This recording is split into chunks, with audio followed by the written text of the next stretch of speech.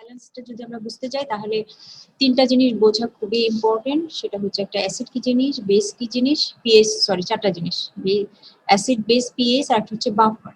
এই তিনটা দেখবে যে প্রতিটা মুহূর্তে আমাদের লাগবে। তো চলো দেখি আমরা কি কি পড়বো। আমরা তাহলে যেহেতু আমরা এই যে অ্যাসিড বেস নিয়ে কথা বলবো, তাহলে আমরা আমাদের দেখতে হবে যে আসলে এই অ্যাসিড এবং বেস আমাদের বডিতে তৈরি হয় কিভাবে, তাই না? মানে যে কোনো জিনিসের হোমিওস্ট্যাসিস বা ব্যালেন্স করতে গেলে আমরা একটা জিনিস যে জানি, সেটা হলো যে আমার প্রোডাকশন যতটুকু, অন্যান্য অনেক কিছু আছে যেটা আমরা খাবারের মাধ্যমে নেই, কিন্তু এটা আমার বডিতেই প্রডিউস হয়। হ্যাঁ, তো আমার বডিতে প্রডিউস হচ্ছে যতটুকু, বা আমি ডায়েটের মাধ্যমে ইনটেক করছি যতটুকু, আমার এক্সক্রিশন বা রিমুভাল বা আমার বডি থেকে ততটুকু বের করে দিতে হয়, তাহলেই আমি ব্যালেন্সড কন্ডিশনে থাকতে পারি। তো এটার ক্ষেত্রেও তাই। তাহলে আমার বডিতে যদি অ্যাসিড এবং বেস প্রডিউস হয়, তাহলে তাকে আমার রিমুভও করতে হবে সেই হারে। সেটা যদি করি তাহলে will be in balance condition. তো আমরা এখানে বলতেছি যে আমার বডিতে অ্যাসিডও প্রডিউস হয়, বেজও প্রডিউস হয়, তারপরে আমরা বলতেছি যে আমার বডি হচ্ছে নেট অ্যাসিড প্রডিউসার, তাই না? তাহলে কিভাবে এই জিনিসটা ঘটে, এই ঘটনাটা ঘটে, এটা আমরা একটু দেখবো। তাহলে যদি আমার বডি নেট অ্যাসিড প্রডিউসারই হয়ে থাকে, তাহলে তো অবশ্যই আমাকে অ্যাসিডটা বডি থেকে রিমুভ করে দিতে হবে, তাই না? তা না হলে তো আমার বডি অ্যাসিডোসিসের দিকে চলে যাবে। এখন কিভাবে এই আবার 3 লাইন অফ ডিফেন্স কিভাবে কাজ করে আর কি, আমরা জানি যে 3 লাইন অফ ডিফেন্স আছে আমার বডিতে, তিনটা ডিফেন্স মেকানিজম খুব কোঅর্ডিনেটেড ওয়েতে সুন্দরভাবে এটা কাজ করছে বলে আমাদের এই বডির ভিতরে অ্যাসিড বেস ব্যালেন্সটা প্রপারলি মেইনটেইন হচ্ছে। তো এই অ্যাসিড বেস ব্যালেন্সের শুরুতেই তোমাদের সাথে আমি গতদিনও তোমাদেরকে এই ছবিটা দেখাইছিলাম। সেটা হচ্ছে যে আমাদের সবসময় টার্গেট কি থাকে, আমাদের সবসময় কিন্তু টার্গেট থাকে যে আমার পিএইচটাকে আমি কি রাখবো, পিএইচটাকে এই যে 7.35 থেকে 7.45 এটার ভিতরে রাখবো, বিকজ এটা হচ্ছে আমার নর্মাল পিএইচ, এভারেজ হচ্ছে আমার 7.4, তাই তো? আমার পিএইচ যদি কমে, পিএইচ কমা মানে কি বলতো, কার পরিমাণ বেশি বেড়ে ম্যাম গেছে? হাইড্রোজেন আয়নের কনসেন্ট্রেশন বেড়ে যাবে। হাইড্রোজেন আয়নের কনসেন্ট্রেশন, ভেরি গুড। হাইড্রোজেন আয়নের কনসেন্ট্রেশন, তার মানে আমরা জানি যে পিএইচ এর সাথে হাইড্রোজেন আয়ন কনসেন্ট্রেশনের একটা ইনভার্স রিলেশনশিপ আছে। একটা বেড়ে যাওয়া মানে আরেকটা কমে যাওয়া। পিএইচ কমে যাওয়া মানে আমার হাইড্রোজেন আয়নের কনসেন্ট্রেশন বেড়ে যাওয়া। তাহলে পিএইচ যদি আমার কমে যায়, তার মানে আমার হাইড্রোজেন আয়নের কনসেন্ট্রেশন বেড়ে গেছে, তার মানে আমার বডি কিন্তু অ্যাসিডোসিসের দিকে যাচ্ছে। তুমি যদি রিভার্সটা চিন্তা করো, আমার যদি পিএইচ বেড়ে যায়, পিএইচ এর বেড়ে যাওয়া মানে কি, আমার বডিতে কিন্তু তখন হাইড্রোজেন আয়নের কনসেন্ট্রেশন কি হয়ে গেছে, কমে গেছে, তাই না? কোনটা রিভার্স, যেহেতু কমে গেছে, এই জন্য আমার বডি তখন অ্যালকালোসিসের দিকে যাচ্ছে। এখন আমরা যদি এই পিএইচটাকে সব সময়ের জন্য এটা রাখতে চাই 7.35 থেকে 7.45, মানে এই রেঞ্জের ভিতরে রাখতে চাই, তাহলে আমাদের মূল উদ্দেশ্য কি হবে? মূল উদ্দেশ্য হবে যে এই যে আমার এই বাইকার্বনেট মানে আমার বেজের কনসেন্ট্রেশন, আর এই কার্বনিক অ্যাসিড মানে আমার অ্যাসিডের কনসেন্ট্রেশন, এই রেশিওটাকে সবসময় আমার 20:1 এই রেশিওতে রাখতে হবে। এই রেশিওতে যদি রাখতে পারি আমি, তাহলে আমার এই অ্যাসিড বেস ব্যালেন্সটা প্রপারলি মেইনটেইন হবে। যেমন অ্যাসিড বেস ব্যালেন্স মানে যে একটু আগে যে কথাটা বলে আসলাম, যে ব্যালেন্স মানে হচ্ছে আমার প্রোডাকশন এবং removal of hydrogen ion concentration এমন হতে হবে, বা প্রোটন এমন হতে হবে, যাতে করে আমি আমার বডি পেজটাকে সবসময় এই রেঞ্জের ভিতরে রাখতে পারি। তো আমাদের কেন ওই বলতো, আমাদের কেন এই যে বাইকার্বনেটের এই কনসেন্ট্রেশনটা কেন বেশি রাখতে হয়, বাইকার্বনেটটাকে কেন বেশি রাখতে হলো? আমি তো বলতেছি যে আমার বডি হচ্ছে অ্যাসিড এবং বেস দুটোই কেন বেশি রাখবো। এই যে একটু আগে দেখে আসলাম না যে 20:1 এই রেশিওতে আমাদের রাখতে হয় বাইকার্বনেট। আর এটা আমার internet unstable, body is net acid producer, তাই না? নেট অ্যাসিড প্রোডিউসার, তাহলে এই অ্যাসিডটাকে কে নিউট্রালাইজ করতে পারবে? Base, bicarbonate. বেস, হ্যাঁ। তাহলে আবার এই অ্যাসিডকে যেহেতু নিউট্রালাইজ করতে পারবে হচ্ছে এই বেসটা, এই জন্য আমার সবসময় এটাকে বেশি রাখতে হয়। দেখো একটা একটা করে দেখি যে আমাদের সবসময় নর্মাল কন্ডিশনে আমি যদি if you want to keep our body pace এই রেঞ্জের ভিতরে রাখতে চাই, তাহলে আমাকে এই রেশিও মেনটেন করতে হবে। তার মানে যে এইটা bicarbonate concentration will be always 20 times more than carbonic acid concentration. এই জিনিসটা, এটাকেই কিন্তু অ্যালকালি রিজার্ভ বলা হয়। অ্যালকালি রিজার্ভ করেছো না তোমরা? অ্যালকালি রিজার্ভ কি করেছিলে এর আগে ফার্স্ট কার্ডে? তোমাদের ফার্স্ট কার্ডে অ্যালকালি রিজার্ভ ছিল? আচ্ছা, অ্যালকালি রিজার্ভ পড়ো নাই না? অ্যালকালি রিজার্ভটা তুমি পড়ে নিবে, বিকজ অ্যালকালি রিজার্ভটা তোমাদের শর্ট নোট হিসেবে আসে। ওকে, তাহলে এই যে আমার কি হলো সবসময়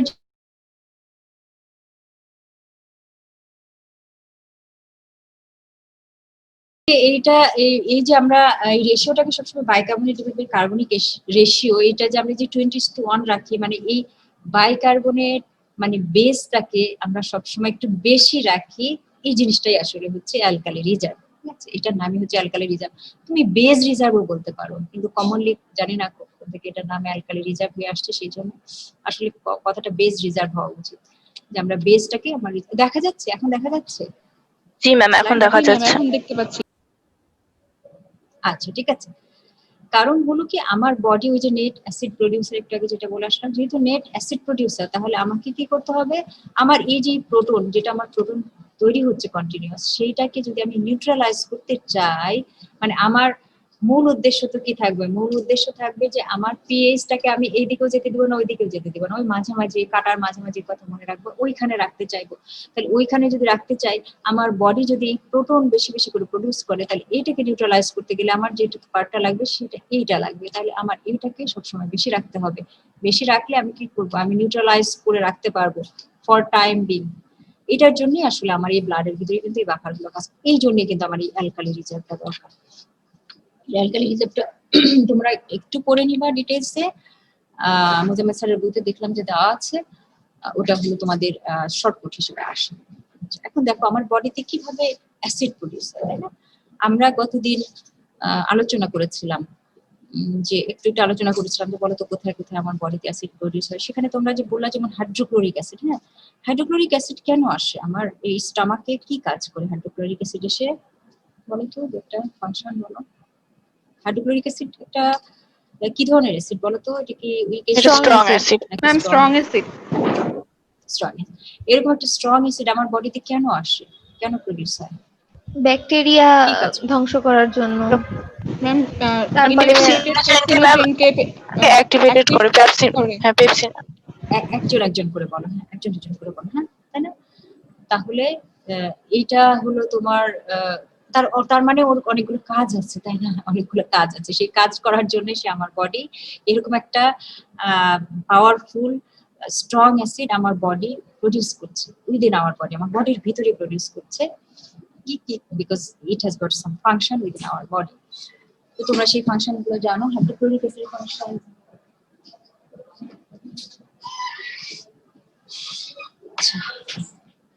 এখন আমার বডির তোমরা কি তোমরা তো জানো এটা, তাই না, যে আমার মেটাবলিক এন্ড প্রোডাক্ট, যদি আমি এক কথায় বলি যে তোমরা এসে তো করে ইন্টারমিডিয়েট লেভেলে করে আসছো না, যে আমার ফটোসিনথেসিস হয়ে, ফটোসিনথেসিস এর সময় কি তৈরি হয় বলো তো, ডিউরিং ফটোসিনথেসিস?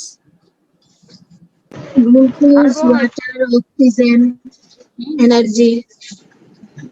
ফটোসিনথেসিসের সময় কি কি মানে এই রিঅ্যাকশনটাতে পার্টিসিপেট করে কারা কারা, কে পার্টিসিপেট করে? পার্টিসিপেট করে carbon die oxide, chlorophyll, water, সূর্যের আলো, সানলাইট। Chlorophyll, Sunlight. ক্লোরোফিল কি পার্টিসিপেট করে না? ক্লোরোফিলের ভিতরে এই ঘটনাটা ঘটে। প্রভাবক হিসেবে ক্লোরোফিল প্রভাবক ম্যাডাম। আচ্ছা, ক্লোরোফিল প্রভাবক, মানে তার মানে কি এনজাইম হিসেবে কাজ করে? ক্লোরোফিলের ভিতরে ঘটনাটা ঘটে না, মানে না ম্যাম, ক্লোরোফিল ক্লোরোফিলের ভিতরেই তো ক্লোরোফিলের ভিতরে না ম্যাম, ওটা হলো মানে একটা প্রভাবক হিসেবে কাজ করে বাইরে থেকে। আচ্ছা আমি এটা ভুলে গেছি। আচ্ছা যাই হোক, আমি তুমি তো আলটিমেটলি কি তৈরি করে এই ফটোসিনথেসিসের মাধ্যমে, আলটিমেটলি কি তৈরি হয়? Glucose, ATP. হ্যাঁ আচ্ছা, গ্লুকোজ তৈরি হয়। এই এখন দেখো তুমি গ্লুকোজের কথা চিন্তা করো, যে তুমি গ্লুকোজের যদি নরমাল মেটাবলিজম করো, তাহলে আলটিমেট এন্ড প্রোডাক্ট কি হবে? গ্লুকোজের একদম কমপ্লিট হচ্ছে অক্সিডেশন করলাম, glycolysis, carbon die oxide, water, carbon die oxide, carbon die oxide, water আর এটিপি, তিনটাই করতে হবে। কার্বন ডাই অক্সাইড যদি কমপ্লিট অক্সিডেশন হয়, কমপ্লিট অক্সিডেশন হলে কার্বন ডাই অক্সাইড, ওয়াটার আর এটিপি, এর ভিতরে ওয়াটার আর এটিপিটা তোমার কোথায় যে হয়, ইলেকট্রন ট্রান্সপোর্ট চেইনে যে হয়, তাই না? আর এই যে মাঝামাঝি যে জায়গাগুলো, তুমি এই গ্লাইকোলাইটিক পাথওয়ে, দেন টিসিএ সাইকেল, তারপরে তো তোমাকে ইলেকট্রন ট্রান্সপোর্ট চেইনে যেতে হয়। এগুলোর কথা চিন্তা করে দেখো, ফাঁকে ফাঁকে কার্বন ডাই অক্সাইড কিন্তু প্রডিউস হয়। ফর এক্সাম্পল গ্লাইকোলাইসিস হয়ে যাওয়ার পরে পাইরুভেট তৈরি হলো, পাইরুভেট থেকে তুমি যদি টিসিএ সাইকেলে ওকে জয়েন করাতে চাও পাইরুভেটটাকে, তাহলে তোমার কি বানাইতে হবে বলো তো? অ্যাসিটাইল অ্যাসিটাইল কোয়ে এই অ্যাসিটাইল কোয়ে যখন তুমি বানাতে যাবা তখন কি হয়? একটা কার্বন ডাইঅক্সাইড চলে হয়ে যায়। Oxidative decarboxylation. তাহলে দেখো কার্বন ডাইঅক্সাইড প্রডিউস হচ্ছে না? হচ্ছে তো। এরপরে তুমি টিসিএ সাইকেলের কথা চিন্তা করো, TCA cycle carbon dioxide produce হয় না? Yes ma'am. প্রডিউস হয়। তাহলে পুরা কমপ্লিট অক্সিডেশন যদি তুমি করো তাহলে কি হবে? তোমার কার্বন ডাই অক্সাইড ওয়াটার আর এটিপি, এক কথায় যদি তুমি বলো তাহলে carbon die oxide water ATP. তাহলে তোমার বডি কিন্তু continuously carbon die oxide produce করছে। কেন প্রডিউস করছে? Due to metabolic activities. কারণ তোমার সেলের ভিতরে তো কন্টিনিউয়াসলি মেটাবলিক অ্যাক্টিভিটিস হচ্ছে, তাই না? তোমার তো এনার্জি প্রয়োজন, তোমার সেলুলার ফাংশনের জন্য এনার্জি প্রয়োজন না? তুমি এই যে বিএমআর পড়েছো না, বেজাল মেটাবলিক রেট, তুমি কোনো কাজ করছো না, একদম ঘুমায় আছো, কমপ্লিট রেস্টিং কন্ডিশনে আছো, তাও তো তোমার বডির অ্যাক্টিভিটি চলতেছে না, মেটাবলিক অ্যাক্টিভিটি চলতেছে না। বিএমআর মানে জি কি ম্যাম। আসলে? জি ম্যাম চলতেছে। সেখানে তোমার এটিপি, তার ভিতরে তোমার এই সোডিয়াম পটাশিয়াম পাম্পের জন্য কত পার্সেন্ট লাগে বলো তো? আমার বডির এই যে টোটাল এনার্জি এক্সপেন্ডিচার 55 না 45 জন্য একটা বেশ ভালো অ্যামাউন্ট, 55 মেবি। 55 55% এই এনার্জি এই এটিপি এই যে সোডিয়াম পটাশিয়াম পাম্প একাই নিয়ে নেয়। তুমি কিছুই করতেছো না, তুমি ঘুমায় আসছো, তারপরেও তোমার ওই এটিপি সোডিয়াম পটাশিয়াম পাম্প তো মানে it's going on going on. এরকম তোমার হার্ট পাম্প করতে হচ্ছে, তোমার হলো যে হার্ট পাম্প মানে কার্ডিয়াক মাসেলের অ্যাক্টিভিটিস, তোমার ব্রেইনকে কাজ করতে হচ্ছে, দেন তোমার স্কেলেটাল মাসেলের মুভমেন্ট হচ্ছে, তুমি জানো না কিন্তু এই সব কিছু, তোমার জিআই ট্র্যাক্টের মুভমেন্ট, এই সব কিছুর জন্য আসলে তোমার এনার্জি লাগে। এই এনার্জি গুলো তাহলে একটা কমপ্লিট অক্সিডেশন যখন হবে, ফ্যাটি অ্যাসিড বলো, তারপরে তুমি গ্লুকোজ বলো বা হচ্ছে গ্লুকোজ অ্যামাইনো অ্যাসিড যারই বলো না কেন, তাহলে কমপ্লিট অক্সিডেশন হলে আমরা তিনটা জিনিস পাবো, কার্বন ডাইঅক্সাইড, ওয়াটার আর এটিপি। এটিপিতে তোমার এই সেলুলার অ্যাক্টিভিটির জন্য লাগবে, আর ওয়াটার তো আমরা বললামই যে আমার কিছু বডি কিছু মেটাবলিক ওয়াটার প্রডিউস করে, সেটা এসে আমার ওয়াটার পুলে জমা হলো, আমার এই যে বডি ফ্লুইডের এই চেম্বারে এসে জমা হলো। বাদ থাকলো কি? Carbon dioxide. এখন দেখো আমি বলতেছি যে আমার body 2 type metabolic acid produce করে, তার ভিতরে একটা হচ্ছে ভলাটাইল অ্যাসিড। ভলাটাইল মানে কি বলতো? উদ্দায়ী যেটা কি মানে ইভাপোরেটেড হয়ে যেতে পারে, মানে উড়ে যাবে থেকে বাতাসে।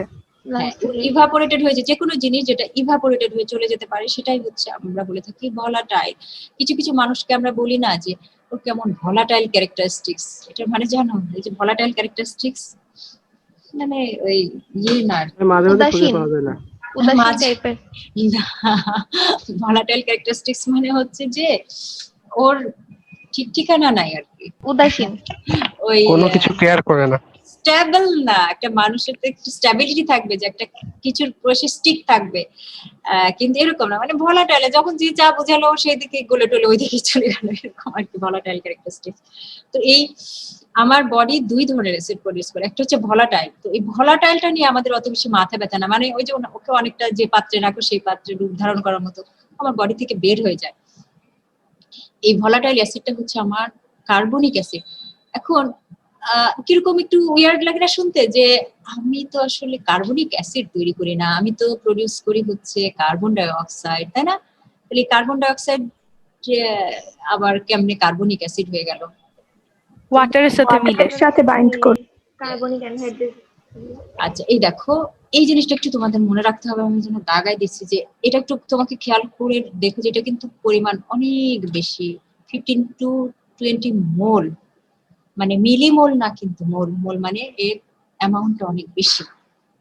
আর এতগুলো কার্বন ডাই অক্সাইড আমি প্রডিউস করছি, আমার বডি তৈরি করছে উইদিন আওয়ার বডি, আমার সেলের ভিতরে তৈরি হচ্ছে, তাই তো? তাহলে কার্বন ডাই অক্সাইড, এটা আমরা জানি যে আমরা কার্বন ডাই অক্সাইডকে সারা জীবন জানতাম কার্বন ডাই অক্সাইড একটা গ্যাস, তাই না? কার্বন ডাই অক্সাইড একটা গ্যাস। তো কার্বন ডাই অক্সাইড একটা গ্যাস, সে আবার কেমনি অ্যাসিড হয়ে গেল? অ্যাসিড হয়ে গেল এই যে ব্লাডের ভিতরে তো ওয়াটার আছে, তাই না? ব্লাডের আমরা এই যে বডি ফ্লুইড পড়লাম তখন তোমাদের বলেছিলাম ব্লাডটা কি, ব্লাডটা হচ্ছে একটি এক্সট্রা সেলুলার ফ্লুইড, আর ব্লাডের যে ফ্লুইড পার্ট যেটা প্লাজমা যেটা, সেটা আর কিছুই না, সেটা তো ওয়াটার, তাই তো? তাহলে যদি ওয়াটার হয়, যখন এই প্লাজমাতে আসলো তো ওয়াটার, ব্লাডের ভিতরে তো সে ওয়াটার পেয়ে গেল, তাহলে ওর সঙ্গীকে যখন ও পেয়ে গেল তখন সে রিয়াকশন করে কার্বনিক অ্যাসিড তৈরি করে ফেললো। তাহলে বুঝতে পারছো এবার যে কার্বন ডাই অক্সাইড আমার মেটাবলিক এন্ড প্রোডাক্ট হিসেবে আমি কার্বন ডাই অক্সাইড তৈরি করছি, বাট আমার বডি কিন্তু এটাকে কার্বনিক অ্যাসিড বানায় ফেলতেছে। এইভাবে কিন্তু আমি ভলাটাইল অ্যাসিড বানায় ফেললাম। তোমাদের এটা পরীক্ষাতে আসে কি কয় ধরনের অ্যাসিড আছে, কিভাবে প্রডিউস হয় আমার বডিতে, ভাইবাতেও ধরা হয়। ওকে, তাহলে দেখো এই যে আমার এই কার্বন ডাই অক্সাইডটা তৈরি করলাম ওয়াটারের সাথে মিলে, ওই তুমি যে কথা একটু আগে বলছিলে কার্বনিক অ্যানহাইড্রেজ এনজাইম দুই জায়গাতেই কাজ করে। সে কার্বনিক অ্যাসিড তৈরি করলো, একটু পরে দেখো সেটা ডিসোসিয়েট হয়ে গেল। ডিসোসিয়েট হয়ে কি তৈরি করে ফেললো, এই যে দেখো প্রোটন তৈরি করে ফেললো। তো আমরা জানি যে অ্যাসিড মানে কি, যে প্রোটন ডোনেট করতে পারে সেই তো অ্যাসিড। তো এ তো প্রোটন ডোনেট করে দিল, কার্বন ডাই অক্সাইড এটা বানানোর পরে আলটিমেটলি তো সে প্রোটন ডোনেট করে দিচ্ছে। তার মানে কি, কিন্তু এটা অ্যাসিড, ওকে তো আমার অ্যাসিড হিসেবে কাউন্ট করতে হবে নাকি? যদিও আমি বলতেছি যে আসলে আমি তৈরি করি কার্বন ডাই অক্সাইড, বাট আমার বডি তো ওটাকে আলটিমেটলি কি বানায় ফেললো, অ্যাসিড বানায় ফেললো, তাই না? বুঝতে পেরেছো তোমরা এটা? Yes ma'am. জি ম্যাম। জি ম্যাম। তোমরা যদি এই জিনিসের কনসেপশনটা নিতে পারো তাহলে এই মুখস্থ করতে হবে না, তুমি বানায় বানায় সুন্দর করে লিখতে পারবা। এই ভলাটাইল অ্যাসিড আমি এটা আরেকবার নিয়ে আসছি এই জন্যই যে তোমরা এটা যেন না ভুলো, যে এতটুকু আমার বডিতে প্রডিউস হয় ভলাটাইল অ্যাসিড। তো এই ভলাটাইল অ্যাসিড তো এখন প্রডিউস তো হয়ে গেল, তো আমি যদি আমার অ্যাসিড বেস ব্যালেন্স মেনটেন করতে চাই তাহলে তো ওটাকে আমার বের করে ডিসপোজ করতে হবে। তো মানে একটা সেফ ডিসপোজালের রুট আমাকে খুঁজতে হবে, যে যার মাধ্যমে একে আমি বের করে দিলে তাহলে আমার এই ব্যালেন্সটা ইমব্যালেন্স হয়ে যাবে না। আর আমি তো এই অ্যাসিড বেস ব্যালেন্সের পরে তোমাদেরকে ডিসঅর্ডার করাবো, তাই না? ডিসঅর্ডার মানেই হচ্ছে যে any deviation from normal condition, normal homeostasis. Normal homeostasis থেকে যদি কোনো রকম ডেভিয়েশন হয়, আইদার কমে অথবা বাড়ে, সেটাই হলো তোমার pathological condition or clinical condition or disorder. এখন দেখো এই যে এটা আমি বলেছিলাম যে ভলাটাইল, যদি ভলাটাইল হয়, যদি সে হচ্ছে যে তোমার ইভাপোরেটেড হয়ে যে বের হয়ে যেতে চায়, তাহলে তো একটাই রুট, সেটা হচ্ছে লাংস, তাই না? লাংস এর মাধ্যমে আমাকে ইভাপোরেটেড হয়ে বের হয়ে যেতে হবে। তো এখন লাংস এর মাধ্যমে তো ইভাপোরেটেড হবে, তৈরি হচ্ছে তো সব টিস্যুতেই তো কার্বন ডাই অক্সাইড তৈরি হচ্ছে, তাই না? তো প্রতিটা টিস্যুর জন্যই তো এনার্জি প্রয়োজন আছে, প্রতিটা টিস্যুর ভিতরেই তো glucose, fatty acid, amino acid এরা যাচ্ছে, যে এরা মেটাবলিক ফুয়েল হিসেবে কাজ করছে। কমপ্লিট অক্সিডেশন যদি হয় হলে আলটিমেটলি তৈরি করবে তো আমার কার্বন ডাই অক্সাইড, তাই না? তাহলে এখন একে তো আমার চিন্তা করে দেখো, ও যাবে লাংসে, লাংস কোথায়? থোরাক্সে, তাই তো? থোরাক্সে না লাংস? Yes ma'am. আচ্ছা, থোরাক্সে যদি লাংস হয়, এখন তুমি চিন্তা করে দেখো তোমার পায়ের নখের এখানে এই কার্বন ডাই অক্সাইড যে প্রডিউস হলো, ওকে তো থোরাক্স পর্যন্ত যাইতে হবে। ওকে এখন হাইটে হাইটে যাবে না কেমনে যাবে? তো যাওয়া লাগবে, ব্লাডের মাধ্যমে যাবে। ইয়েস, ব্লাডের মাধ্যমে যাবে।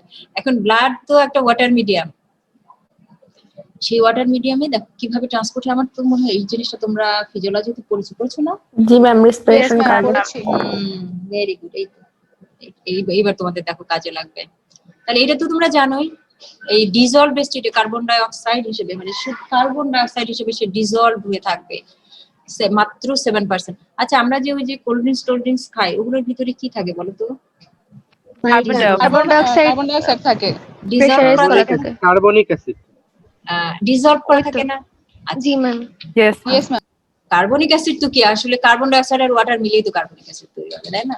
ওই তো ডিজলভ স্টেটে থাকে, ওই জন্য তো যখন মুখ খুলে দিয়ে ভাপ করে বের হয়ে যায়, তাই না? ভাপ করে বের হয়। আর দেখো বেশিরভাগই 7 আর 70 এই দুইটা জিনিস পাশাপাশি নিয়ে এসে মনে রেখো, এটা তো তোমাদের জানার কথা। একটা গাইডারে একটা সুন্দর ছবি আছে, পরে আমি দেখাচ্ছি। তো 7% ডিজলভ স্টেটে থাকে, আর এই বাকিটা দেখো বেশিরভাগটাই থাকে হচ্ছে বাইকার্বনেট ফর্মে, আর কিছুটা থাকবে হচ্ছে 23%। এটা একটু মনে রাখতে হবে কষ্ট করে। এই 7 আর 70 মনে রাখা সোজা, যে 7 এর পাশে একটা জিরো লাগাই দিলে 70% হয়ে যাবে। তো ডিজলভ স্টেটে থাকে হচ্ছে মাত্র 7%, আর 70% in the form of bicarbonate, আর হিমোগ্লোবিনের সাথে কম্বিনেশনে 23%। ওকে, ম্যাম, কার্বন ডাই অক্সাইড তো লিপিড সলিউবল সাবস্টেন্স, তাই না? কার্বন ডাই অক্সাইড তো ডিজলভ স্টেটে থাকে আর কি। হ্যাঁ, লিপিড সলিউবল সাবস্টেন্স। এই জন্য ডিজলভ পানিতে এটা হচ্ছে যে ডিজলভ স্টেটে কিভাবে থাকে, দাঁড়াও আমি একটু পরে তোমাদেরকে দেখাচ্ছি, এই ছবিতে দেখাচ্ছি। ওকে। এই যে কার্বন ডাই অক্সাইড হিসেবে সে 7% শুধুমাত্র কার্বন ডাই অক্সাইডটা এই প্লাজমাতে থাকতে পারে। যেমন হলো আমার ওই যে যেভাবে আমরা ওই যে কোকের ভিতরে ইয়েটাকে রাখি কার্বন ডাইঅক্সাইডের, এটাকে জোর জবরদস্তি করে কম্প্রেস করে চাপ দিয়ে আটকায় রাখার মতো, ওরকমই এটাকে অনেকটা কম্প্রেস করে চাপ দিয়ে ডিসলভ করে রাখা হয়, কিন্তু সেটা পার্সেন্টেজ খুব কম দেখতে পাচ্ছ মনে হয় তোমার। এটা তো প্লাজমা, তাই তো? প্লাজমাতে যেটা থাকে, প্লাজমা মানে হচ্ছে আসলে এটা ওয়াটার। এই ওয়াটারের ভিতরে এই কার্বন ডাইঅক্সাইডটা খুবই নেগলিজেবল অ্যামাউন্ট এরকম ডিসলভ স্টেটে থাকে। আর বেশিরভাগটাই তো আমি বললাম যে এবার একটু খেয়াল করো, এখানে মনে করো সেল। হ্যাঁ, তুমি কি ব্যাপারটা জানতে চাচ্ছিলা, তোমরা অন্যরা এটা জানো কিনা? মানে এর আনসারটা আমি ঠিক বলতে পারছি না, আমি এটুকুই জানি আর কি, যে এটা খুব নেগলিজেবল অ্যামাউন্ট এরকম ডিসলভ স্টেটে যেতে পারে। হ্যাঁ, এটা লিপিড সলেবল, বাট এটা কিছুটা তো যেতেই পারে।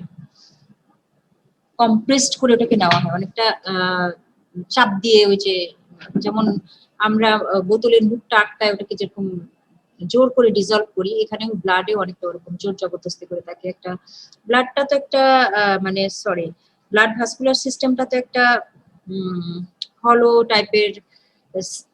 টাইপের আর কি একটা চ্যানেল, তো ওইটার ভিতরে ওটাকে কম্প্রেস করে ঢুকায় দেওয়া হয় আর কি এই কার্বন ডাইঅক্সাইডটা। এরপরে দেখো ম্যাক্সিমাম কার্বন ডাইঅক্সাইড কি হলো, এখানে চলে আসলো, আসার পর এইটা খেয়াল করো, এই যে ওয়াটারের সাথে, তো এটা আরবিসির ভিতরে ঘটনাগুলো ঘটবে, ওয়াটারের সাথে মিলে কার্বনিক অ্যাসিড তৈরি করলো, করে তারপরে সেটা আবার ডিসোসিয়েটেড হবে, ডিসোসিয়েটেড হয়ে এই যে দেখো বাইকার্বনেট তৈরি হয়ে গেল। এই বাইকার্বনেট ফর্মে কিন্তু বেশিরভাগ থাকে, 70% বাইকার্বনেট। সেই বাইকার্বনেটটা তাহলে তখন বাইরে চলে আসবে, প্লাজমাতে চলে আসবে। এই যখন প্লাজমাতে চলে আসবে, ওই যে তোমাদের বলেছিলাম যে আমার বডি কম্পার্টমেন্ট মানে ICFO ECFO সবসময় কি করবে, ল অফ ইলেকট্রিক্যাল নিউট্রালিটিটা ফলো করবে। তাহলে যখন নেগেটিভলি চার্জ একটা বাইকার্বনেট বের হয়ে আসবে, তার ইনস্টেডে একটা নেগেটিভলি চার্জ ক্লোরাইডকে আবার ভিতরে ঢুকতে হবে এই শূন্য স্থানটাকে পূরণ করার জন্য। এটা বুঝতে পেরেছো? এই যে ঘটনাটা ঘটে, এই জিনিসটাকে কিন্তু ক্লোরাইড শিফট বলা হয়। তোমরা এটা কি কার্বন ডাইঅক্সাইড ডিসলভ হয় কারণ হলো পোলারিটি আছে বলে। অক্সিজেন আর ওয়াটার মলিকিউলের যে হাইড্রোজেন আছে এরগুলোর মধ্যে একটা মানে পোলারিটি আকর্ষণ সৃষ্টি হয়, কারণে ডিসলভ হয়। আচ্ছা, হ্যাঁ হ্যাঁ, এই তো ভেরি গুড আনসার। আমি ঠিক এই জিনিসটা আসতেছিল না, মাথায় আমার আসতেছিল না যে yes you are right, you are absolutely right, কারণ ওয়াটারের কিন্তু পোলারিটি আছে, ঠিক আছে? আর এটা হচ্ছে যে CO2, যে অক্সিজেনেরও একটা পোলারিটি আছে, তাই না? এই সম্ভবত এটা দিয়ে তারা একটা ডিসলভ, কার্বন ডাইঅক্সাইডের অক্সিজেনের ওয়াটারের হাইড্রোজেনের মধ্যে একটা পোলারিটি কাজ করে, বা ওরা একটা মিউচুয়াল আন্ডারস্ট্যান্ডিং এর মাধ্যমে হয়তো বা তারা এটা আর কি থাকে। মানে অত ডিপে আমি কেমিক্যাল এত রিয়াকশন এগুলো অত করি নাই, তো এটা এটুকু জানি যে এটা ডিসলভ অবস্থায় থাকে, বাট সেই পার্সেন্টেজটা অনেক কম, সেটা অনলি 7%। আচ্ছা, আর মেজরিটিটা দেখো, এই যে বাইকার্বনেট ফর্মে, তাহলে বাইকার্বনেটটা বের হয়ে আসলো, তার ইনস্টেডে কিন্তু যে ক্লোরাইডটা চলে গেল। এই জন্য আমরা সবসময় যেটা পাই সেটা হচ্ছে যে তুমি যদি ভেনাস ব্লাড নাও, তাহলে ভেনাস ব্লাডে দেখবা যে ক্লোরাইডের কন্টেন্ট আরবিসির ভিতরে অনেক বেশি থাকবে রাদার দ্যান আর্টেরিয়াল ব্লাড, কারণ পরে ওইটা যে কিন্তু আবার শিফট হয়ে যায়, উল্টায় যায়। এখানে এই যে শিফটিংটা, এটা আবার দেখবে যে যখন সে লাংসে চলে যাবে, লাংসে যে চেঞ্জ হয়ে যাবে। তার মানে এই ঘটনাটা কোথায় ঘটে জানো? এটা কিন্তু টিস্যুতে ঘটতেছে, টিস্যু লেভেলে, বুঝতে পেরেছো? টিস্যু লেভেলে, সেলুলার লেভেলে, যেখানে সেলের ভিতরে মেটাবলিক এন্ড প্রোডাক্ট হিসেবে কার্বন ডাইঅক্সাইড তৈরি হচ্ছে, সেই কার্বন ডাইঅক্সাইড এসে আরবিসির ভিতরে কিছুটা তো যে সামান্য ডিসলভ স্টেটে থাকলো, বাকিটা কিন্তু এই আরবিসির ভিতরে ঢুকে এই ঘটনা ঘটালো। ঘটনা বাইরে যখন আসলো, বাইকার্বনেট যখন বাইরে চলে আসলো, ক্লোরাইড তার পরিবর্তে ঢুকে গেল।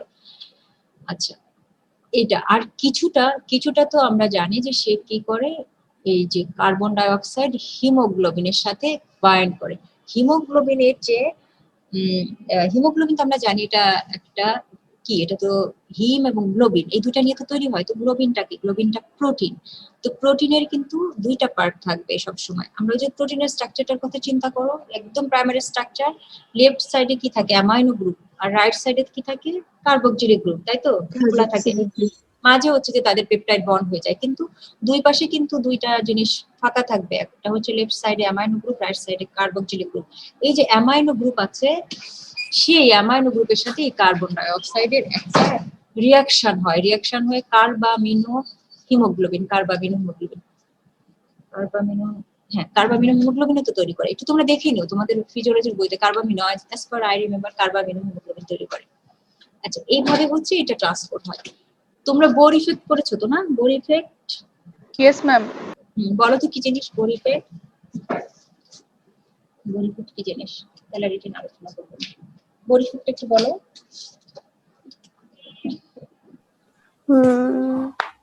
সিমরান বলো। মানে একসাথে একটা জিনিস রিমুভ হবে, আরেকটা জিনিস অ্যাটাচ হবে একই সময়ে একই সাথে। আর কেউ আরেকটু শুরু করে বলতে পারবা? Bore effect carbon die oxide ট্রান্সপোর্টে ভূমিকা রাখে। কার্বন ডাইঅক্সাইড ব্লাডে কার্বন বেড়ে যাওয়ার ডাইঅক্সাইড কারণে পানির জন্য যে রাইট শিফটিং হয়, সেটাই হচ্ছে বোর ইফেক্ট। পানি না, হাইড্রোজেন আয়ন আর কার্বন ডাইঅক্সাইডের জন্য। তোমরা ওই যে হচ্ছে কার্বন ডাইঅক্সাইড আর Right shift haemoglobin oxygen dissociation কার্ভে রাইট শিফটের জন্য এই বোর ইফেক্টটা হচ্ছে দায়ী। Increase partial pressure of carbon dioxide আর হাইড্রোজেন আয়নের যে বেড়ে যায়, এর জন্য অক্সিজেন হিমোগ্লোবিন ডিসোসিয়েশন কার্ভ যে রাইট দিকে শিফট করে। হ্যাঁ, ইউ আর অ্যাবসলিউটলি কারেক্ট। কে বললো এটা? আমি সাজিদ। সাজিদ, আচ্ছা ভেরি গুড। আচ্ছা দেখো সাজিদ, তুমি you have given a very good answer. সেটা হলো যে আমার তো জানি যে আমরা সেলুলার লেভেলে এই ঘটনাগুলো কিন্তু সেলুলার লেভেলে হচ্ছে, টিস্যু লেভেলে। হ্যাঁ, সেলুলার লেভেলে তো সেলুলার রেসপিরেশন হলো। সেলুলার রেসপিরেশন মানে কিন্তু মনে রেখো ওই যে আমার লাস্ট স্টেজে ইলেকট্রন ট্রান্সপোর্ট চেইন, যেটার আরেকটা নাম হচ্ছে রেসপিরেটরি চেইন। কারণ কি? কারণ ওই যে সে অক্সিজেনকে কিন্তু তার কাজে লাগাতে হয়। ওখানে লাস্ট স্টেপে এই যে ইলেকট্রনগুলো ট্রান্সপোর্ট হয়ে লাস্ট স্টেজে যে কে এটাকে অ্যাকসেপ্ট করে, ইলেকট্রনগুলোকে অক্সিজেন এসে কিন্তু এটাকে অ্যাকসেপ্ট করে তো ওটাকে ওয়াটারে কনভার্ট করে দেয়। এই সেলুলার রেসপিরেশন মানে হচ্ছে আসলে একদম টোটাল অক্সিডেশন হয়ে আমার আলটিমেটলি এন্ড প্রোডাক্ট যেটা তৈরি হলো কার্বন ডাইঅক্সাইড। তাহলে আমার সেলুলার টিস্যু লেভেলে কার্বন ডাইঅক্সাইডের কনসেন্ট্রেশন অনেক হাই থাকে, তাই না? এই যে কার্বন ডাইঅক্সাইডের কনসেন্ট্রেশন হাই থাকে, সে কি করবে? সে তো বের হয়ে চলে আসবে। কোথায় চলে আসবে? এটা তো হচ্ছে প্লাজমা, তাই তো? প্লাজমাতে চলে আসবে। প্লাজমা থেকে সে কোথায় চলে যাবে? স্ট্রেট আরবিসির ভিতরে চলে যাবে। আরবিসির ভিতরে যে এই ঘটনাটা ঘটলো, বোর ইফেক্ট, ওই যে তুমি যেটা বললা যে অক্সিজেন হিমোগ্লোবিন ডিসোসিয়েশন কার্ভটা রাইট দিকে শিফট হবে, কি কি কারণে হয়? একটা হচ্ছে যদি partial pressure of carbon dioxide বেড়ে যায়, আরেকটা যদি হচ্ছে পিএইচ কমে যায়, তাই না? As per I remember partial pressure of carbon dioxide বেড়ে যায় আর যদি পিএইচ কমে যায়। তাহলে এখন খেয়াল করে দেখো, partial pressure of carbon dioxide কি তোমার টিস্যু লেভেলে অনেক বেড়ে যাবে না? ভেনাস এন্ডে partial pressure of carbon dioxide অনেক বেশি থাকবে না? জি ম্যাম। কারণ এখানেই তো জেনারেটটা হচ্ছে, কার্বন ডাইঅক্সাইড এখানে জেনারেট হচ্ছে। তাহলে এই মেটাবলিজমের কারণে হচ্ছে অক্সিজেন, কার্বন ডাইঅক্সাইড আর হচ্ছে এই ইয়া প্রোডিউস হচ্ছে। তাহলে কার্বন ডাইঅক্সাইড মেটাবলিজমের কারণে কার্বন ডাইঅক্সাইড প্রডিউস হচ্ছে, তাহলে স্বাভাবিকভাবেই আমার ভেনাস এন্ডে অনেক বেশি পরিমাণ কার্বন ডাইঅক্সাইড থাকবে না? এটা তুমি ভেনাস এন্ড চিন্তা করো না। তাহলে এই কার্বন ডাইঅক্সাইডের পরিমাণ বেড়ে যাওয়া মানে কি? Partial pressure of carbon dioxide বেড়ে যাও।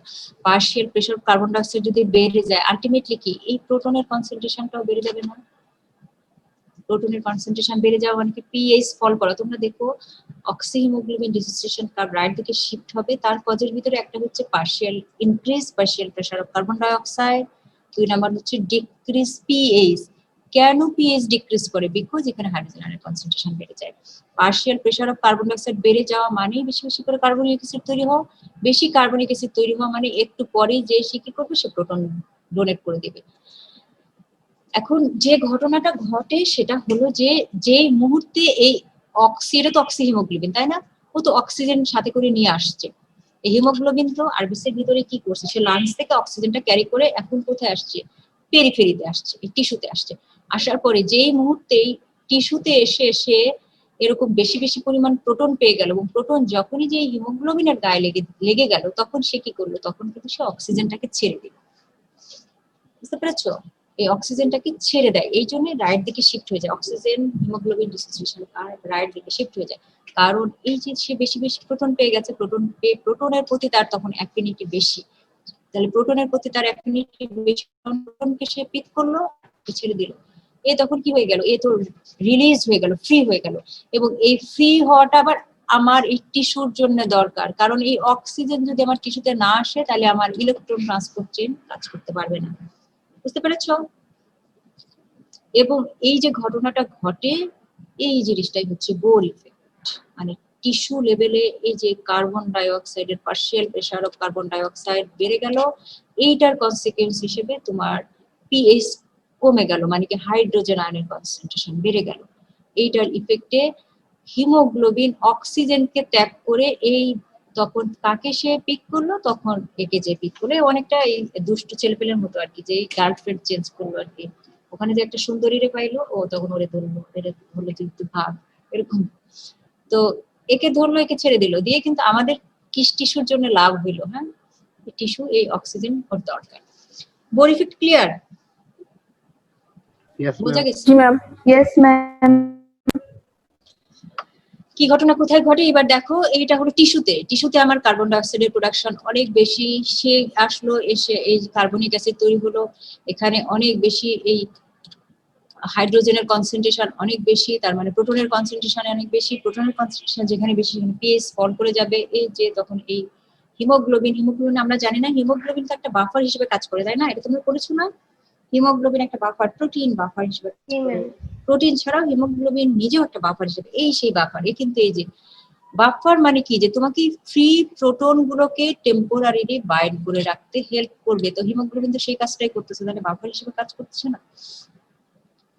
তাহলে এটা হিমোগ্লোবিনটা এই প্রোটনটাকে পিক করে নিয়ে নিল, নিয়ে এটা বাফার্ড হয়ে গেল। আচ্ছা, এখন দেখো ঘটনা লাংসে আসার পরে কি হবে। লাংসে আসার পরে ঘটনা উল্টা হয়ে যাবে।